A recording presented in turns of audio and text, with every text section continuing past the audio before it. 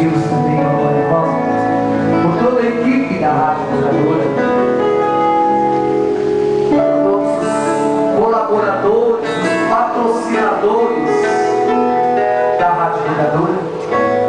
Rogo, Mãe, neste momento, por todas as pessoas que contribuíram para que a gente pudesse estar aqui,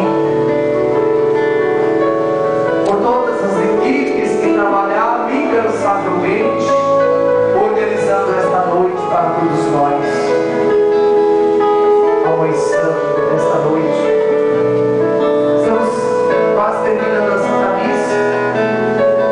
A chuva deu uma trégua, é a calma que vem dos céus.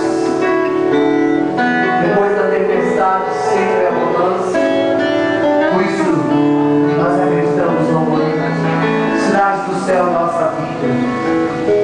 Muitas vezes, ó Mãe, nós também nos perdemos na caminhada.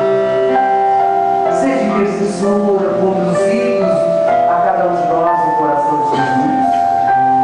Ajude-nos, Senhor. Vai junto. Tenha fé, a certeza de que Deus vai acolher as tuas preces. Acolher as nossas súplicas.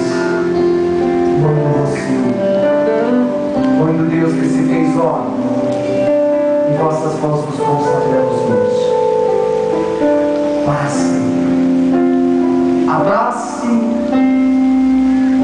a nossa causa em busca de Jesus, ó Mãe querida. Nesta noite santa, nesta noite de festa, ó Mãe bendita, Mãe da cura interior, Mãe das famílias, das comunidades,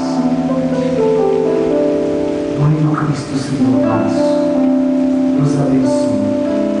Em nome do Pai, do Filho e do Espírito Santo.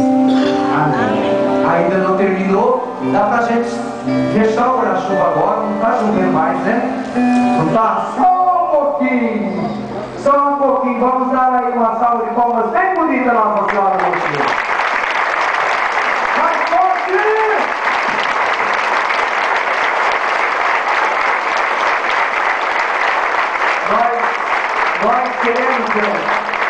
Nós queremos dizer assim que